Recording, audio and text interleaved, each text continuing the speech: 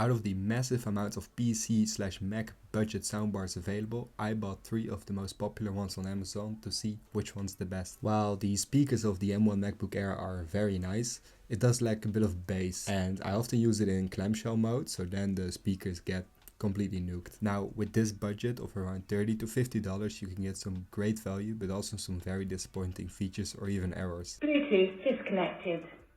All of them are well packaged, and with every soundbar you get a micro USB cable and a 3.5mm cable. Unfortunately, there are no soundbars available in this price category with USB-C. Oh, and in the Seikops box there is also some gift if you leave them a positive review on Amazon, but this review will be completely unbiased. In the Majority Atlas soundbar there is also a little micro USB to USB-A female OTG adapter, which might be helpful to some. Right off the bat, the Majority Atlas speaker feels the most robust, being almost 800 grams compared to like 400-ish on the other two. Now, 400 grams might also be a big plus if you carry the soundbar around a lot and you want something lightweight. However, with these two, I wouldn't really be comfortable with throwing them in a backpack or something as I would with the Majority Atlas one, since it feels a bit less plasticky. Speaking of the Majority Atlas soundbar, that soundbar has actually a knob, which is a big plus in the user experience for turning up the volume up and down compared to those regular tactile buttons on the other two. With the Majority Atlas and Seikop speaker, the ports are located in the center of the backside, which I prefer over the connections in the corner of the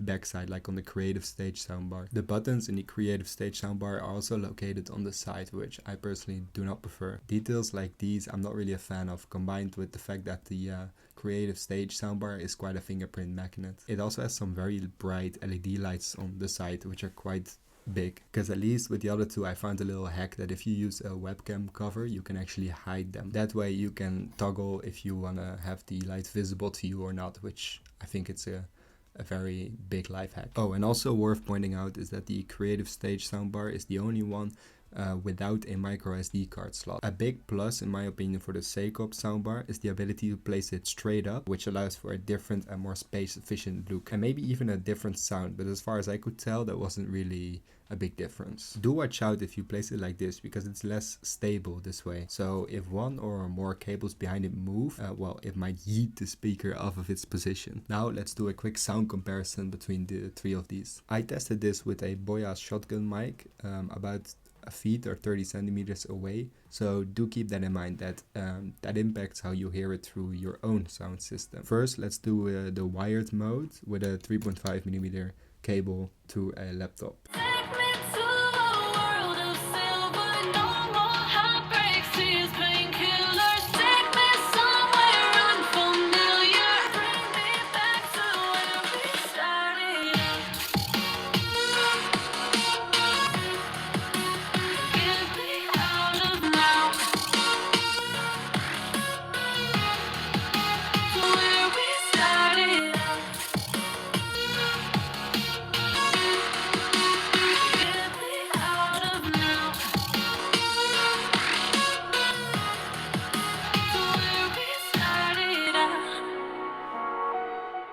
And now let's do a sound test in Bluetooth mode via the phone. Quick tip, if you have an iPhone, you can turn the headphone safety feature off to get a louder sound out of a Bluetooth speaker.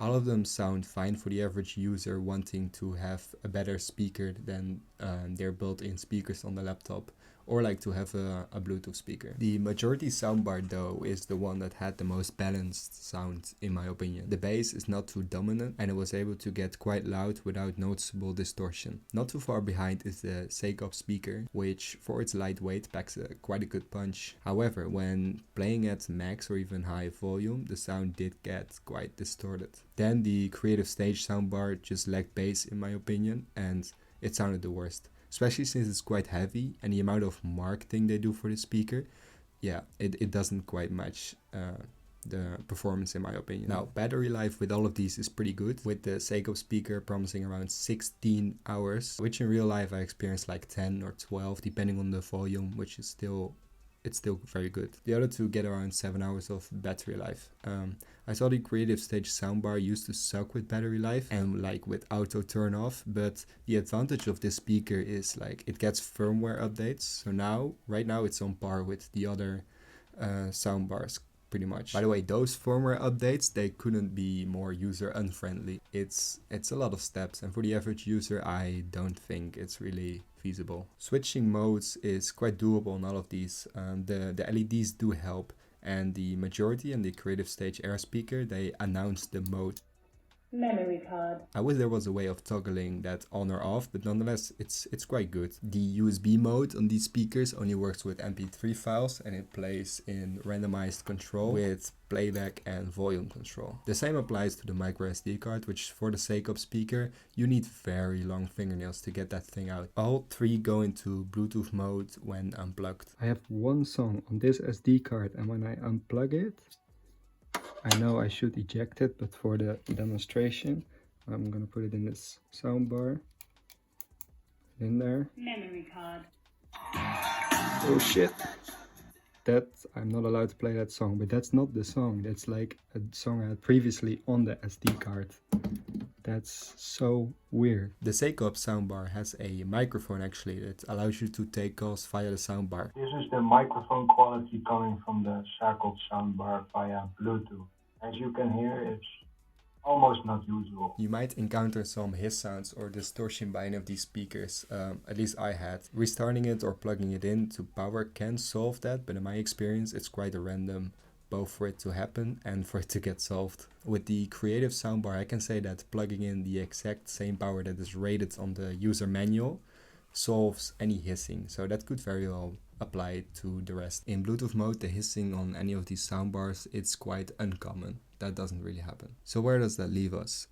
In my testing, the majority Atlas soundbar is the winner with the most balanced and clear audio quality and pretty swift user experience in terms of switching modes and audio control. It also has the best build quality too, with quite a satisfying knob. I would say the Seikop soundbar is also worth taking a look at since it's quite lightweight, so therefore it's also very portable. The compact size definitely helps too, and it can stand up straight as well. The bass on that thing is also quite good, but I wouldn't set the volume too loud as that causes some distortion. If you can find the Creative Stage Air speaker under like $30, it might be worth it, but I just did not like it enough to recommend it. I would give its sound like a 5.5 out of 10, but it's too heavy and bulky for the sound quality that it provides and for the marketing. It also has control lights on the side that are just way too big, which I'm just not into, and it lacks an SD card slot. Links to all of these you can find in the description, and other than that, thanks for watching and have a great day.